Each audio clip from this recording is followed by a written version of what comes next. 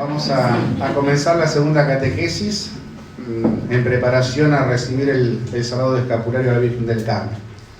Bueno, vamos a ponernos en oración en nombre del Padre y del Hijo y del Espíritu Santo. Amén.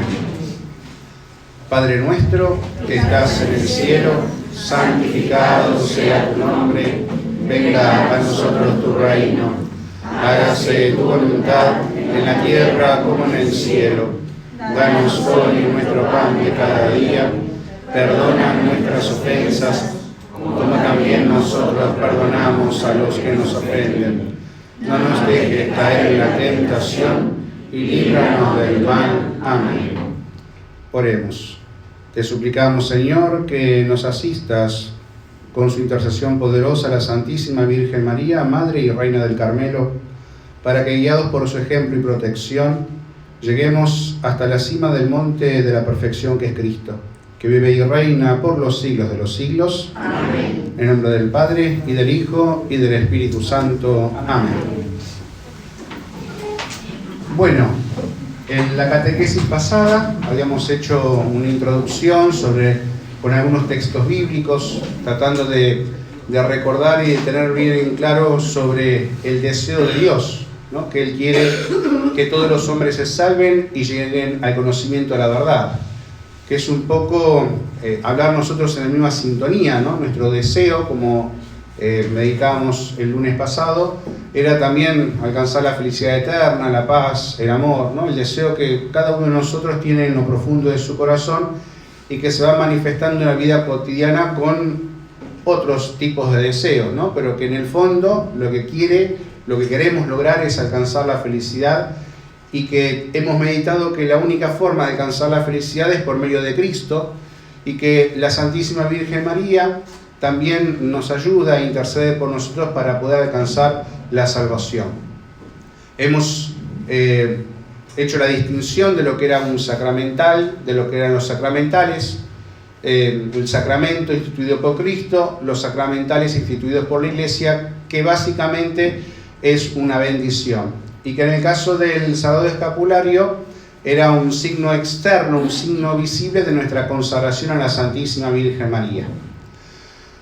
Hoy la catequesis de hoy va a estar destinada a hablar específicamente del escapulario de la Virgen del Carmen, de dónde viene, cuál es su origen, cómo se fue propagando a lo largo de la historia de la Iglesia y cuáles son sus beneficios y también sus obligaciones, aquellos que van a recibir el escapulario y aquellos que hemos recibido el escapulario, para recordar un poco no solamente las promesas, sino también las obligaciones que tenemos.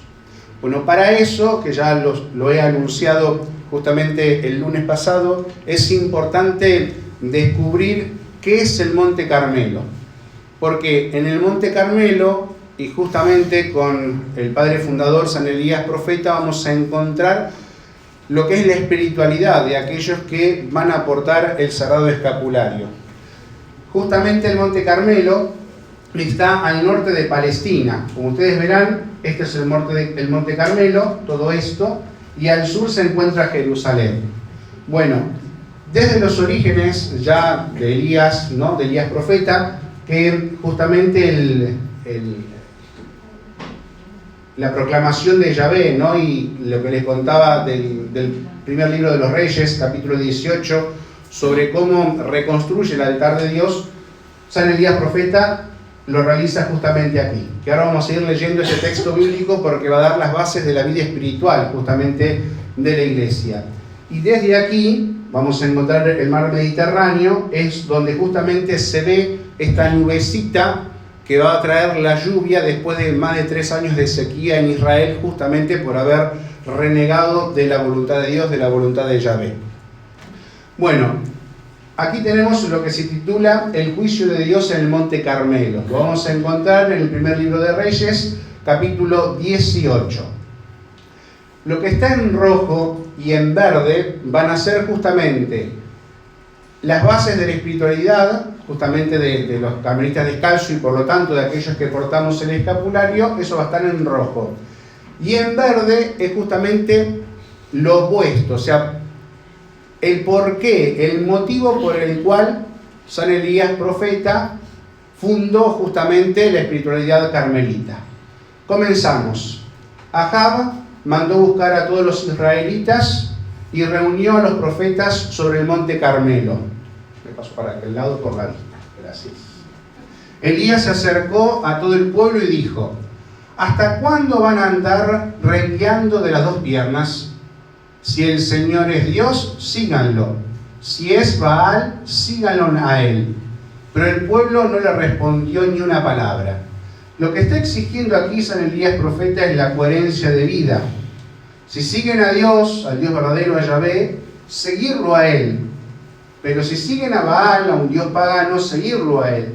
No estar con la chicha y la limonada, ¿se entiende, no? No estar con una cosa y la otra. No es venir a misa e ir a la tarotista. No es confesarme e ir al brujo. ¿Sí? No es rezar el rosario y después irme al maigo, al pay de la vuelta. ¿Se entiende? O una cosa o la otra. O blanco o negro. Eso es lo que exige justamente San Elías profeta. Continúa. Luego Elías dijo al pueblo: como profeta del Señor he quedado yo solo, mientras que los profetas de Baal son 450. ¿Por qué queda San Elías profeta solo? Porque justamente el rey hace asesinar a todos los profetas de Yahvé.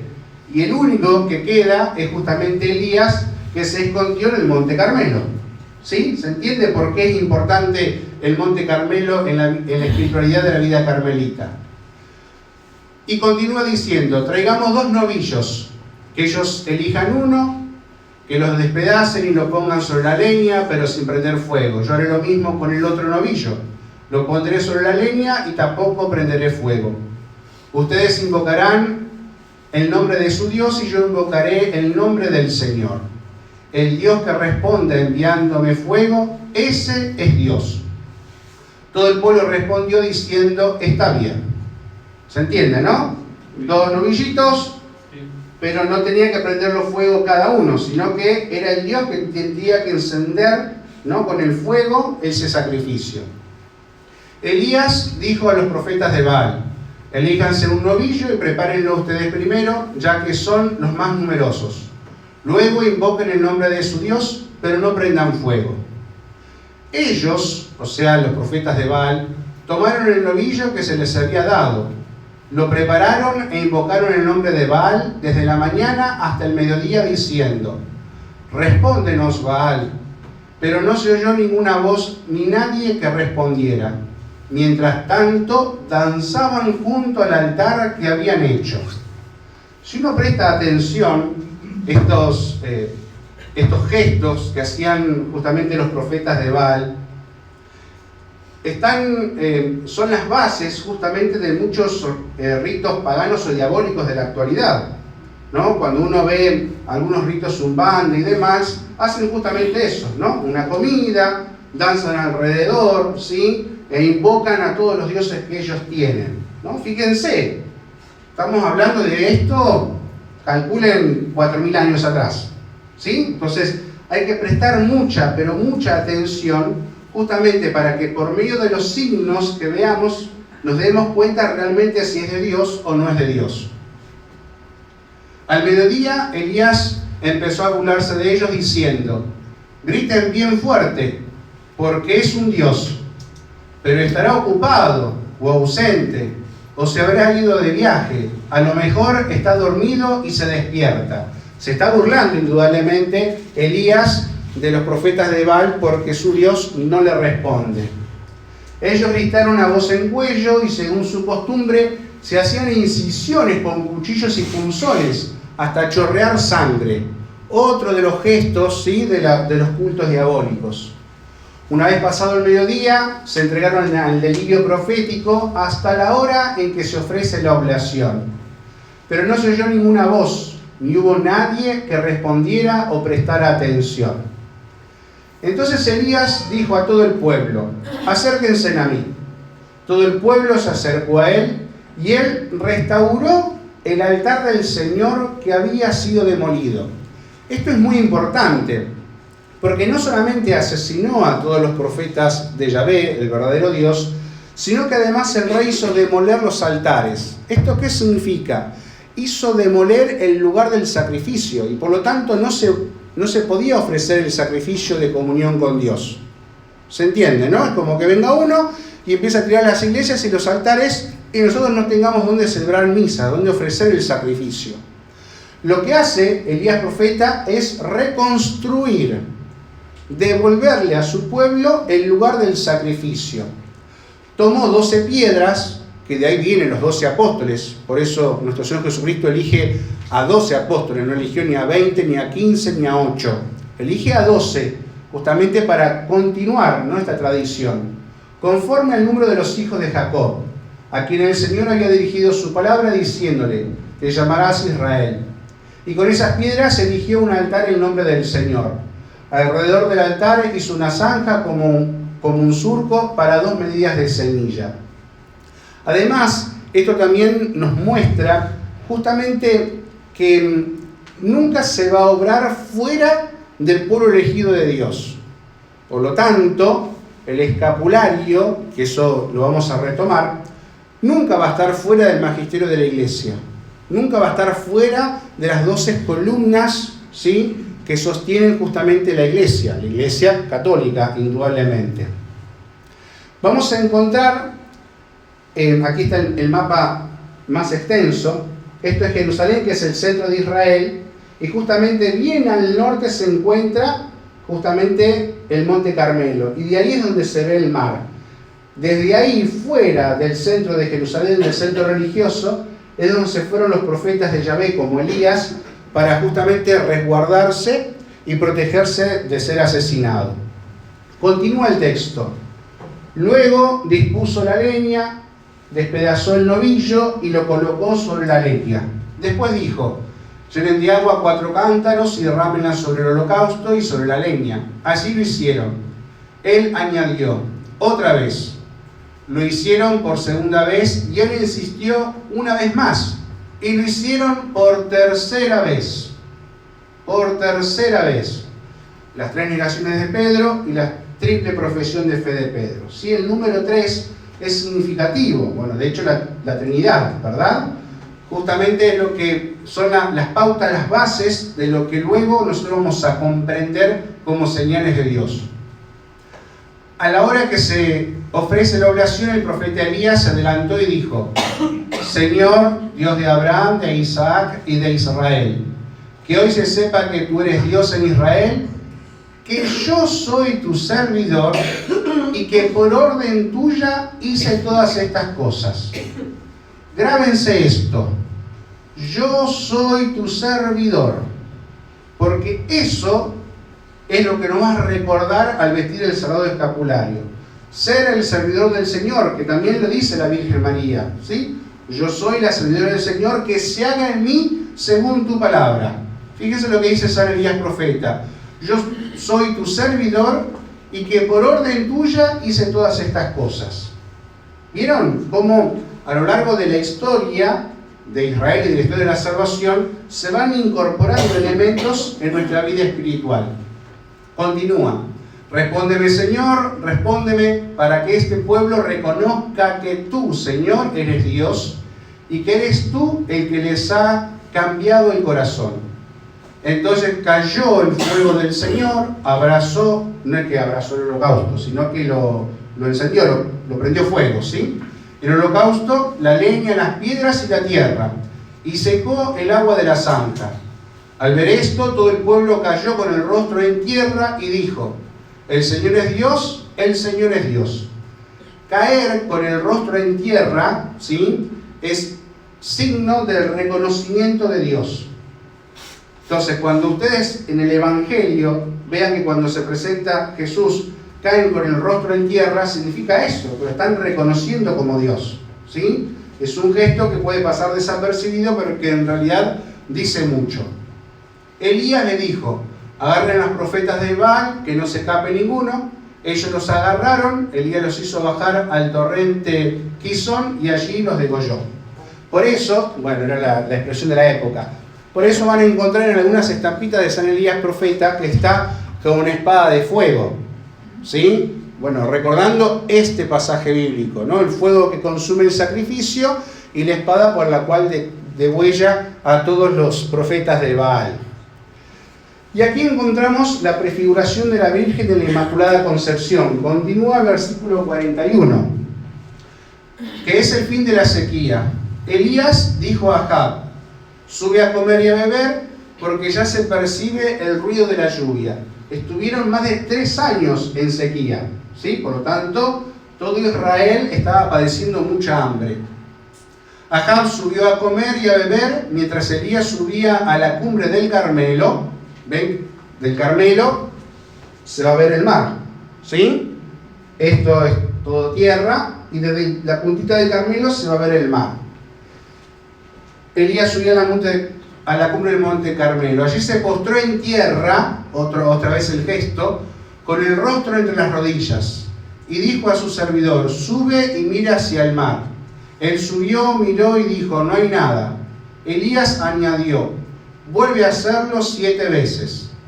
La 7ª vez el servidor dijo: se eleva del mar una nube pequeña como la palma de una mano. Elías dijo: ve a decir a Ahab: engancha el carro y baja para que la lluvia no te lo impida. El cielo se oscureció cada vez más por las nubes y el viento, y empezó a llover copiosamente. Esto es significativo cuando le dice que baje del carro para que la lluvia no se lo impida. ¿Por qué? Porque la lluvia va a ser abundante. O sea, todo lo que viene de Dios, y que esta pequeña nubecita que viene del mar es la representación de la Virgen y de la Inmaculada Concepción, indudablemente que cada vez que intercede la Virgen María, la bendición va a ser copiosa, la bendición va a ser abundante. Y por lo tanto, si el escapulario lo entrega a la Virgen María, la bendición va a ser abundante en nosotros. También así las exigencias y las obligaciones. Vamos a ver el origen y la propagación del escapulario. El origen se da justamente a finales del siglo XII, principio del siglo XIII, justamente estando ahí como orden de los carmelitas, San Simón Stock, que yo lo he mencionado el lunes pasado y hoy lo vamos a reforzar, porque es él justamente quien recibe de manos de la Santísima Virgen María el sagrado escapulario que van a vestir toda la orden carmelita y que después se va a propagar en toda la vida de la Iglesia, ¿sí? Lo que suplicaba San Simón Stock es no solamente la protección de la Virgen, sino también de que sean aceptados y bendecidos por la Iglesia. Y esto es clave. ¿Por qué? Porque San Simón Stock justamente lo que más quería era no quedar fuera de la Iglesia. Abro un pequeño paréntesis. En el contexto en el cual surge San Elías como general de la orden, no solamente estaba la orden carmelita, ahí surgen muchas otras órdenes y movimientos mendicantes. Esto significa movimientos religiosos que vivían profundamente la pobreza y todas las virtudes evangélicas, ¿no? O sea, que nos daba el Evangelio. Pero no todas ellas buscaban la plena comunión con la Iglesia. Esto es clave. Lo tienen que tener muy en cuenta, ¿sí? Muchas de ellas, justamente por interpretar de mala manera la radicalidad de la Iglesia, quedaron fuera del magisterio, ¿no? Entonces se transformaron en algo cismático, en algo herético, ¿sí? En algo que está fuera de la Iglesia. Lo que San Simón quería y pedía a la Virgen no solamente era su protección, sino que por medio de su protección recibieran la aceptación de la Iglesia. Esta es la oración que hacía San Simón Stock, oración que todo devoto del Sagrado Escapulario lo debe incorporar en la vida cotidiana, ¿sí? Flor del Carmelo, viña florida, esplendor del cielo, Virgen fecunda, oh Madre tierna, intacta de hombre, a los carmelitas proteja tu nombre, y ahí pedir justamente las gracias, estrella del mar. ¿Por qué estrella del mar? Justamente en función, ¿sí?, del signo de la nube sobre el mar que estaba al lado del monte Carmelo. Justamente en 1251, es la fecha que se proclama, es donde se le aparece a la Virgen María a San Simón Stock y le entrega el Sagrado Escapulario en sus manos como signo de protección. Y se lo entrega de la siguiente forma: tú y todos los carmelitas, le dice la Virgen, tendréis el privilegio que quien muera con él no padecerá el fuego eterno. La promesa, que después se va a transformar en la promesa, lo que llaman la promesa sabatina, ¿sí? Entonces, una de las bendiciones del escapulario es justamente preservarnos del fuego eterno. Aquí hay un paréntesis que es clave aclarar. El escapulario, por su propia fuerza, no significa que nos va a preservar justamente del infierno, sino que el escapulario nos recuerda las obras que tenemos que hacer para evitar el fuego eterno. Porque si pensamos que solamente por llevar el escapulario dije, ya me salvé, entonces lo consideramos como un amuleto y no como una expresión de nuestra consagración a la Virgen, que son dos cosas distintas. El escapulario no es un amuleto. Si yo visto el escapulario me va a exigir y me va a recordar la exigencia que tengo como cristiano de vivir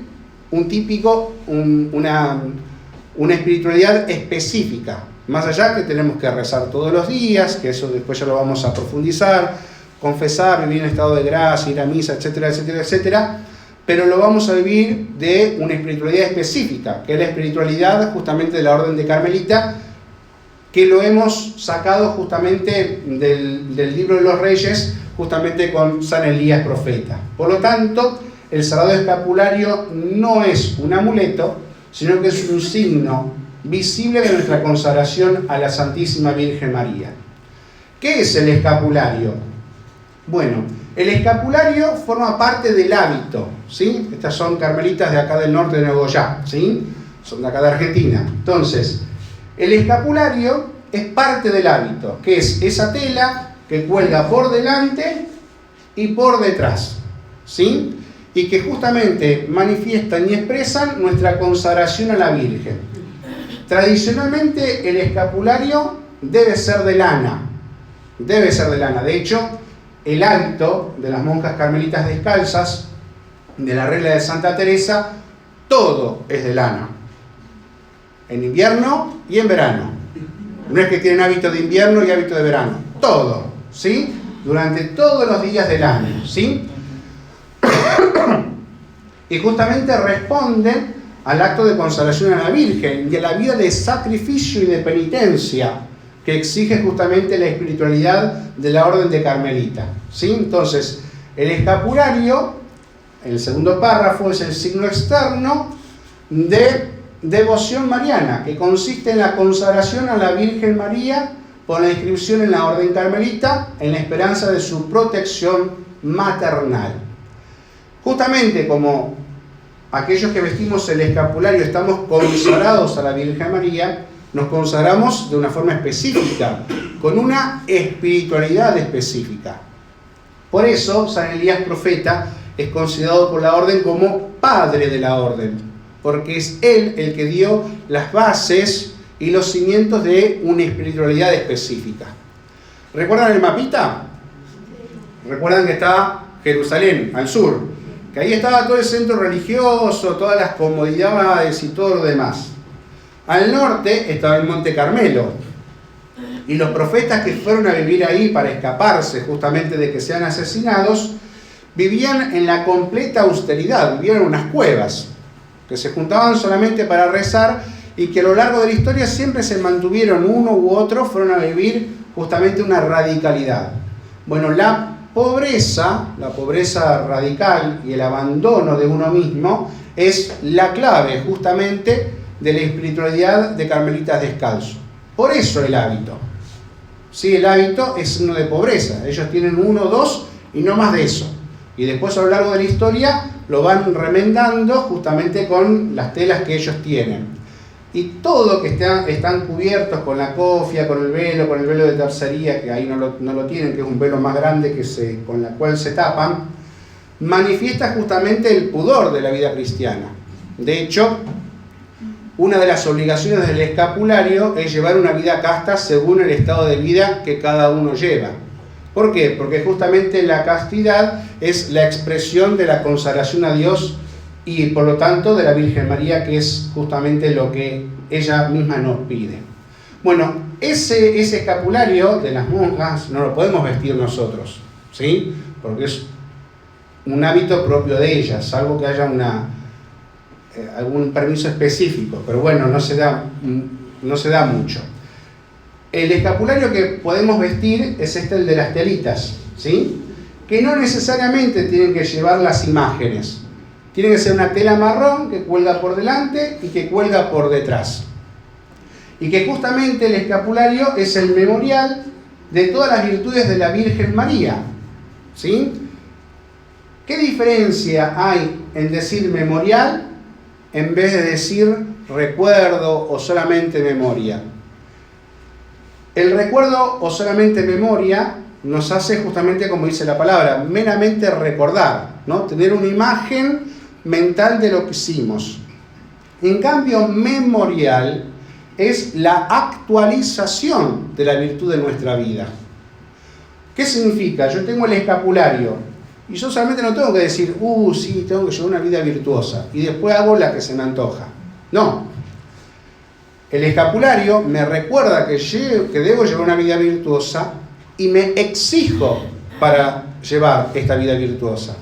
Me exijo, no solamente me recuerda, sino que lo debo actualizar en mi vida, ¿sí? No es solamente recordar de que cumplo años, por ejemplo, sino es actualizar el don bendito de Dios. A lo largo de la historia, sumos pontífices han permitido justamente el reemplazo del escapulario de tela, justamente por el deterioro, ¿sí? A veces no porque no sea práctico, sino porque la tela se corroe más rápido que un metal. Y por eso permite justamente el uso del escapulario en forma de medalla, ¿sí? Aquí tenemos el decreto. Cada escapulario tiene sus privilegios o gracias particulares, pero todos pueden sustituirse por la medalla escapulario, que tiene la Virgen del Carmen de un lado y la misma medalla, pero del dorso tiene la imagen de Jesús, específicamente del Sagrado Corazón de Jesús. Y dice, sería falta de fe en la autoridad suprema del Vicario de Cristo que confiera a esta medalla tal privilegio: creer que vale menos para ganar las promesas, llevar la medalla que los trozos de paño.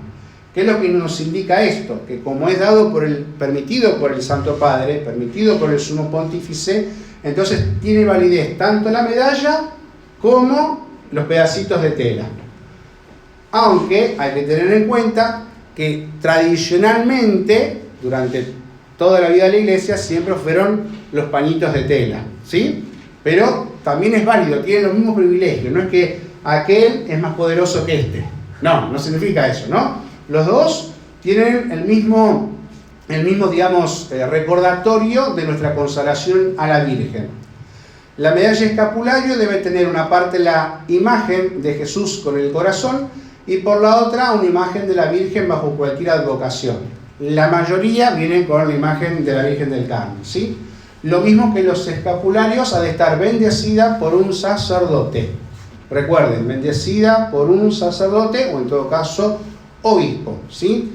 Bueno, la medallita se puede usar justamente reemplazando pues de una manera el escapulario de tela. Por eso es importante tener muchos de todos los tipos, para que nunca nos falte justamente el escapulario y nuestra consagración a la Santísima Virgen María.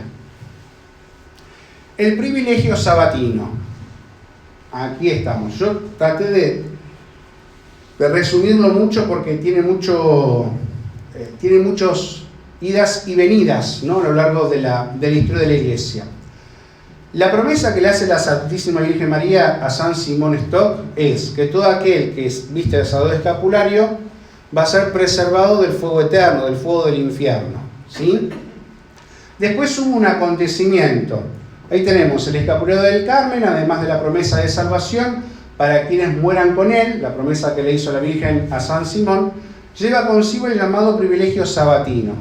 Según la tradición, a la muerte de Clemente V, en 1314, en el cónclave, que duró 2 años y 3 meses, la Santísima Virgen se apareció al cardenal Jaime, muy devoto de ella, y le anunció que sería papa con el nombre de Juan XXII. Y añadió: quiero, ¿no?, el profundo deseo de la Virgen, que anuncies a los carmelitas y a sus cofrades, los que lleven puesto el escapulario, guarden castidad conforme con su estado y recen el oficio divino. O los que no sepan leer, se abstengan de comer carne los miércoles, y es viernes, no es sábado, ¿sí? Los miércoles y viernes.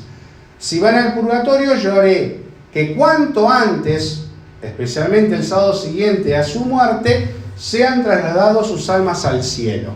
¿Sí? Cuanto antes, especialmente el sábado posterior a su muerte. Pero ¿qué exige de nuestra parte? La oración y la penitencia. No es un amuleto, exige, ¿sí? Lo que hace es recordarnos que debemos llevar una vida de oración y de penitencia.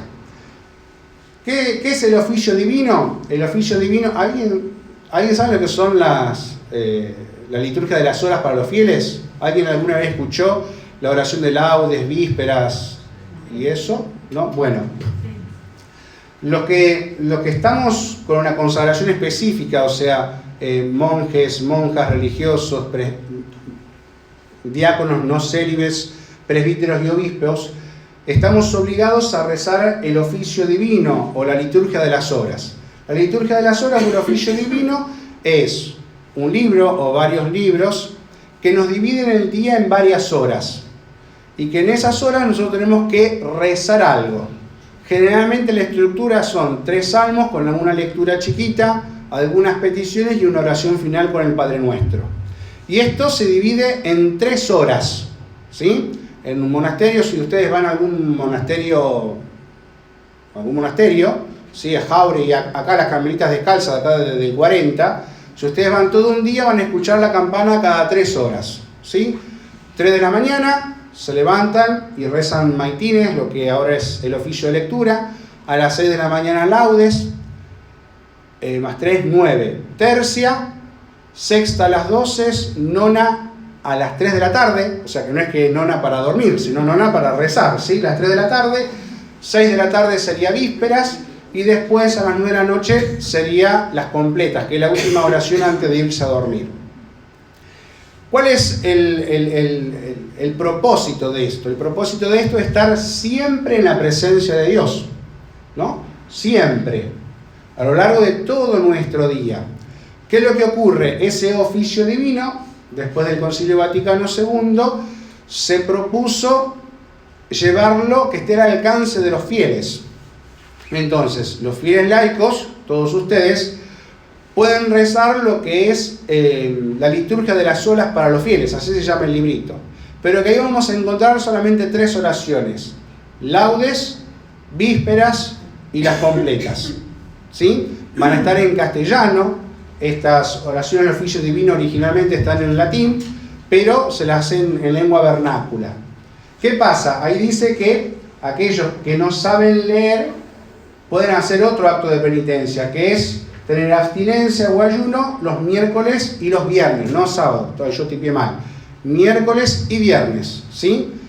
Abstinencia de carne es no comer carne, no hay mucho para explicar, ¿sí? Y ayuno es no comer alguna de las comidas, o la cena, o el almuerzo, o todo el día, siempre y cuando estén autorizados por el directorio espiritual, ¿sí? Esto lo que manifiesta justamente es nuestra espiritualidad de penitencia, de desagravio. Eso es lo clave en la espiritualidad justamente de la orden carmelita. Aquí después ustedes, si quieren, se lo pasan. Este es el oficio propio, ¿sí? Bueno, esto hicimos una edición con las monjas carmelitas descalzas de aquí de nuestra diócesis, que es el oficio divino, pero de todas las fiestas de los santos carmelitas. Los propios, ¿sí? Con sus oraciones propias, con sus preces propias, con todo lo que ellos... ¿Ven el grosor, no? Sí. Bueno, ahí están todas las oraciones propias de los santos carmelitas. No de todos, sino solo de los santos carmelitas. A lo largo de la historia tuvo idas y venidas sobre el privilegio sabatino. Justamente lo que se quería buscar era evitar de percibir, de incorporar el escapulario como si fuera un amuleto, ¿sí? Pero al final Pío XII, hace justamente una carta en 1950 y enseña, estamos aquí. Ciertamente, la piadosa madre no dejará de hacer que los hijos que expíen en el purgatorio sus culpas alcancen lo antes posible la patria celestial por su intercesión. Según el llamado privilegio sabatino que la tradición nos ha transmitido, con estas palabras: yo, su madre de gracia, bajaré el sábado después de su muerte, y a cuantos religiosos, terciarios y cofrades hallare en el purgatorio los liberaré y los llevaré al monte santo de la vida eterna. Entonces, cuando el Papa Pío XII justamente lo que hace es resumir, por decir una manera, todas las idas y venidas, porque justamente el Santo Oficio intervino, impidió a los carmelitas que prediquen justamente el privilegio sabatino y demás, pero no me quiero meter en eso, sino que, como lo define un papa, entonces tenemos el aval del magisterio de la Iglesia. Recordarles que nada de lo que hay del escapulario está fuera del magisterio de la Iglesia. ¿Recuerdan lo de San Elías Profeta? Las 12 rocas del altar. No quería quedar fuera de lo que la tradición le decía. Por eso es clave ese texto del capítulo 18 del primer libro de los Reyes. Por lo tanto, el escapulario nos exige una vida santa. Y por lo tanto, la Virgen se compromete, por decirlo de una manera, a liberarnos del fuego eterno y a sacarnos del purgatorio justamente lo más prontamente posible, y especialmente el sábado posterior a nuestra muerte. Pero para eso hay que estar en estado de gracia, hay que rezar, hay que ofrecer una vida en sacrificio, ¿se entiende? No es un amuleto, no es que me lo imponen y dije, ya está, vivo de la vida loca, total, la Virgen me salva. No, lo que hace el escapulario es recordarnos que debemos llevar una vida santa, con una espiritualidad específica. Y esa espiritualidad es justamente una espiritualidad basada en el sacrificio cotidiano, en la oración permanente y en la salvación de las almas. O sea, es una consagración a la Virgen, literalmente. O sea, no hay que tomarlo justamente a la ligera. Las indulgencias. Bueno, las indulgencias plenarias, o sea, la liberación completa del purgatorio, son las siguientes. El día que se viste el escapulario y el que es inscrito en la tercera orden o cofradía. ¿Sí? O sea, el día que se impone el escapulario, cada aniversario puedo obtener indulgencia plenaria. O sea, a mí me imponen el escapulario el 2 de mayo, todos los 2 de mayo, cumpliendo con lo prescripto justamente para ganar las indulgencias, puedo ganar esa indulgencia plenaria. Es el que se después del rosario, cuando termina el rosario. Claro, es la misa, la confesión, o sea, la misa con la comunión, la confesión y un acto de oración o de piedad, ¿sí? Esos son los requisitos claves para ganar cualquier indulgencia. Por ejemplo, la porciúncula de los franciscanos, que se extendió a todo el mundo, son los mismos requisitos, ¿sí? ¿Y la confesión puede ser una semana antes y una semana después? Sí, una semana antes y una semana después, ¿sí? Lo más prontamente posible. Bien, ¿cuáles son las fiestas principales? La Virgen del Carmen, el 16 de julio, que en su caso son las fiestas patronales. El día de San Simón Stock, que es quien recibe a la Virgen María el sagrado escapulario, que es el 16 de mayo. El día de San Elías Profeta, padre de la orden, ¿sí? Que es el que vimos en la lectura bíblica, el 20 de julio. Santa Teresa de Jesús. ¿Por qué Santa Teresa de Jesús? Santa Teresa de Jesús, a lo largo de la historia de la orden carmelita, fueron mutando el carisma. Entonces, lo que hace Santa Teresa de Jesús es una reforma justamente a la orden carmelita en la rama femenina, ¿sí? Entonces, ¿qué es lo que hace Santa Teresa? Hace una regla para volver a la radicalidad de los consejos evangélicos, o sea, la pobreza, la castidad y la obediencia, y una vida penitencial. Si pueden leer la vida de Santa Teresa de Jesús, sería maravilloso, ¿sí? Entonces, Santa Teresa de Jesús, que es Santa Teresa de Ávila, ¿sí? Bueno, En ella, el 15 de octubre, en esa festividad, solemnidad para aquellos que invisten en el escapulario, se puede ganar una indulgencia plenaria también, con la asistencia a la misa, la confesión, ¿sí? El acto de caridad, como todos lo sabemos. Santa Teresa del Niño Jesús, o Santa Teresita, como comúnmente la conocen, ¿sí? O Santa Teresa de Lisieux, que es el 1 de octubre. Bueno, en el caso de Santa Teresa del Niño Jesús, justamente se la toma como solemnidad porque es una, junto con Santa Teresa de Jesús, una de las 3 únicas doctoras de la Iglesia. A lo largo de la historia de la Iglesia se van proclamando beatos, santos, confesores, mártires y demás. Hay un título, por decirlo de una manera, que es el de doctor, que son aquellos que ayudaron a reflexionar y a llevar una vida teológica de la Iglesia. Por ejemplo, San Agustín, Santo Tomás de Aquino, los padres Capadocios, San Basilio, bueno, todos ellos, ¿sí? Hay a lo largo de la historia hay solamente 3 mujeres en la historia de la Iglesia que tienen el título de doctoras. 2 de ellas es Santa Teresa y Santa Teresa del Niño Jesús. 2 de ellas pertenecen justamente a la Orden de Carmelitas Descalza. ¿Por qué la proclamación de Santa Teresa del Niño Jesús, que no tiene grandes obras como Santa Teresa? Justamente lo que dice San Juan Pablo II, él lo que hace es recalcar que Santa Teresa del Niño Jesús no escribió en un libro un tratado sobre el amor, sino que su propia vida es un tratado sobre el amor, sobre la caridad. Y por eso es proclamada doctora de la Iglesia. Porque uno viendo la vida de Santa Teresa del Niño Jesús, ve realmente lo que es un amor heroico. Si pueden, algún día se podrá hacer una charla sobre Santa Teresa del Niño Jesús. Pero es importante recalcar, porque a veces, con el tema de la espiritualidad de la infancia espiritual que tiene Santa Teresa del Niño Jesús, como que uno la niña, ¿no? Y piensa que es una espiritualidad, una quesita chiquita, sí, no es eso. La infancia espiritual es el abandono completo a la voluntad de Dios. Y esa hay que vivirla, porque siempre se va a oponer justamente a nuestros deseos egoístas, ¿sí? A nuestros deseos buscando la vanagloria, ¿sí? O el hedonismo. La infancia espiritual de Santa Teresa del Niño Jesús, y que por eso se pone ese nombre, el Niño Jesús es un niño que se abandona por completo a la voluntad de Dios. No se deja absolutamente nada para sí misma. Y lo que busca justamente Santa Teresa del Niño Jesús es recuperar, ¿no? Esta espiritualidad de un amor desinteresado, un amor oblativo, el amor de la cruz hacia Dios y hacia la Iglesia. San Juan de la Cruz, 14 de diciembre. Perdón, no me meta acá. San Juan de la Cruz es el equivalente a Santa Teresa, pero en la rama masculina.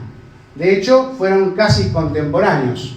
Santa Teresa ya era grande, San Juan de la Cruz era jovencito, pero lo que buscó San Juan de la Cruz justamente fue eso, ¿no? Lo que buscó fue reformar y volver al carisma original de la Orden de Carmelitas Descalzo, pero en la rama masculina.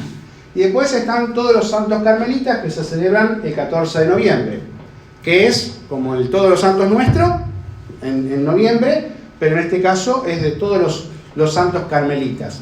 Y después la indulgencia parcial. La indulgencia parcial es justamente ir haciendo actos de devoción que nos ayude a estar el menos, entre comillas, tiempo posible en el purgatorio. Y la indulgencia parcial la podemos ganar usando piadosamente el escapulario, especialmente teniendo actos de piedad con el escapulario. Por ejemplo, besarlo, ¿no? Besarlo de vez en cuando y recordar justamente lo que Dios nos pide. Como verán, esta es la imagen que les decía, San Elías profeta, con un profeta de Baal y la espada de fuego, ¿sí? Que va a hacer justicia justamente contra los profetas de Baal y sus actos demoníacos. Bien, la recomendación pontificia, les puse solamente de acá del Papa San Juan Pablo II, que él era terciario carmelita, ¿sí? Y nos recordó justamente, no solamente que él lo vistió desde muy pequeño, sino sobre todo los privilegios que tiene el escapulario en la vida de aquellos fieles que quieran justamente recibirlo. Les hago un paréntesis cortito. Vieron que San Juan Pablo II no solamente se caracterizó por su santidad de vida, sino que intelectualmente a él le gustaban mucho los idiomas. Vieron, siempre comentaban que cuando iban los cardenales y demás, a cada uno lo saludaba en su propio idioma. Venía de francés, lo saludaba en francés, venía en alemán, lo saludaba en alemán, ¿no? Como que aprendía todo. ¿Saben por qué San Juan Pablo II aprende castellano? ¿Se imaginan por qué? ¿Para saludarlo a los cardenales de acá solamente? No. San Juan Pablo II aprende castellano para leer las obras de San Juan de la Cruz. Para eso aprende castellano San Juan Pablo II. No solamente para saludar, sino para leer las obras de San Juan de la Cruz. Como saben, San Juan Pablo II él era muy poeta, ¿no? Era muy artístico. Y bueno, justamente el santo carmelita, se no fue, San Juan de la Cruz, justamente todas sus obras estaban fundadas en la poesía. Y terminamos justamente con este último párrafo. La Iglesia, como reconocimiento y estímulo de las más importantes verdades y prácticas cristianas, instituye las fiestas litúrgicas, misas y oficios propios, etc. Ese es el valor que tiene la fiesta de la Virgen del Carmen, el 16 de julio, extendida por Benedicto XIII a toda la Iglesia Universal, que es el que tuvo la visión de la Virgen del Carmen, ¿sí? Que le había prometido justamente la salvación. Además de la Virgen del Carmen, la veneran como patrona de pescadores, marineros y toda la gente del mar. Ustedes van a ver alguna imagen de la Virgen del Carmen que tiene el fondo, el mar, con algún barquito. ¿Por qué eso? Y porque la visión, la prefiguración de la Virgen del Carmen se da en el mar, ¿no? La nubecita que venía del mar para traer la lluvia. También la República de Chile, bajo su advocación estacional del Carmen de Maipú. Así como nosotros tenemos la Virgen de Luján, patrona de Argentina, en Chile tienen la patrona a la Virgen del Carmen. ¿Por qué elegí esta imagen? Como verán, la Virgen del Carmen y las almas del purgatorio. Porque justamente uno de los carismas esenciales de aquellos que vestimos el escapulario es esforzarnos no solamente para que nuestra alma no entre al purgatorio, sino para que todas las almas que estén en el purgatorio puedan ascender a los cielos. Y por eso es la vida de sacrificio, por eso la penitencia, por eso el ayuno, por eso es la abstención de carne, no solamente un día, sino dos, el miércoles y el viernes. Por eso nuestra oración constante. Yo no sé si en esta parroquia habrá algún libro histórico, si alguna vez en la historia de esta comunidad existió una cofradía dedicada a la Virgen del Carmen. Yo calculo que sí, pero no lo sé, no tengo la certeza. Si es así, perdón si le enchufo más laburo al párroco, pero sería interesante, ¿no?, de reflotar, ¿no?, la estructura de una cofradía, más aún teniendo en nuestra diócesis un monasterio de carmelitas descalzas, que vive la regla de Santa Teresa, lo que comúnmente llaman las carmelitas maravillosas, que a ellas no les gusta que las llamen así, pero ellas viven justamente la regla del siglo XV, la regla de Santa Teresa. Para aquellos que no conozcan, el monasterio se llama Jesucristo, Sumo y Eterno Sacerdote e Inmaculado Corazón de María. Bueno, ese monasterio lo trajo Monseñor Suárez, primer obispo de nuestra diócesis. Más allá de que está dedicada justamente a la oración constante para la salvación de las almas, tiene una dedicación específica, que es justamente la santidad de las vocaciones sacerdotales y la santidad de los sacerdotes. Por eso tiene esta vocación: Jesucristo, Sumo y Eterno Sacerdote, Inmaculado Corazón de María. Ellas están dedicadas, toda su oración, justamente para la santificación de las vocaciones sacerdotales. Que sería interesante que si se arma alguna cofradía que se dedique justamente a la oración, a la adoración eucarística, al rezo del Santo Rosario antes de la misa. Miren que hay laburo, ¿no? Tener un vínculo estrecho justamente con el monasterio para poder vivirlo. Esta aprobación que hace, justamente teniendo sus fiestas propias, la vamos a encontrar en los libros. Vieron que los sacerdotes cuando celebramos misa usamos un libro grandote en el altar, ¿no? Eso se llama misal. Bueno, no todas las órdenes, pero las más aprobadas tienen un misal propio. Bueno, este es uno de ellos. ¿Ven que dice el misal teresiano? Bueno, en este libro vamos a encontrar todas las oraciones propias de todos esos santos y más también, ¿no? De hecho, por ejemplo, los papás de Santa Teresa del Niño Jesús fueron canonizados, los dos son santos, ¿no? Por llevar justamente una vida santa, una vida dedicada a Dios. Y después el que les mostré, que es justamente este oficio, que es el que tiene las laudes, las vísperas, el oficio de lectura o maitines, como quieran llamarlo, y todas las otras horas. Todo esto es signo de aprobación que tiene la Iglesia para que aquellos que vestimos justamente el sagrado escapulario podamos participar de los beneficios de esta espiritualidad. Pero para eso nosotros justamente debemos vivir esta misma espiritualidad. Levante la mano, ¿quién tiene el impuesto del escapulario ya?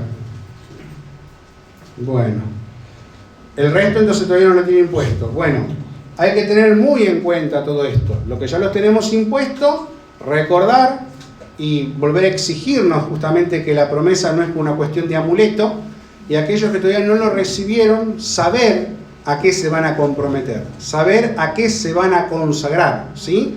Que como bien dijimos, pensar que es un sacramental, es un hábito que nos recuerda nuestra consagración a la Santísima Virgen María. Bueno, vamos a rezar una Ave María, dedicando nuestra vida a Dios por intercesión de la Virgen.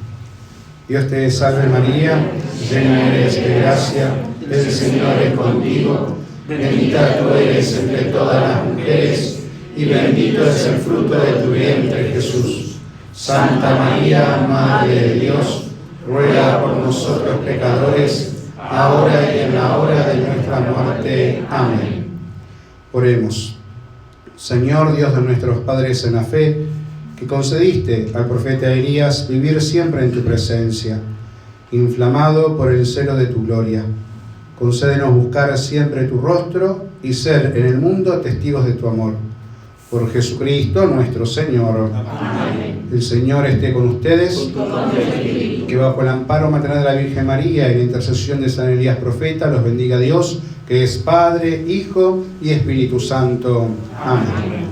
Ave María Purísima, Sagrado Corazón de Jesús, San José, ruega por nosotros.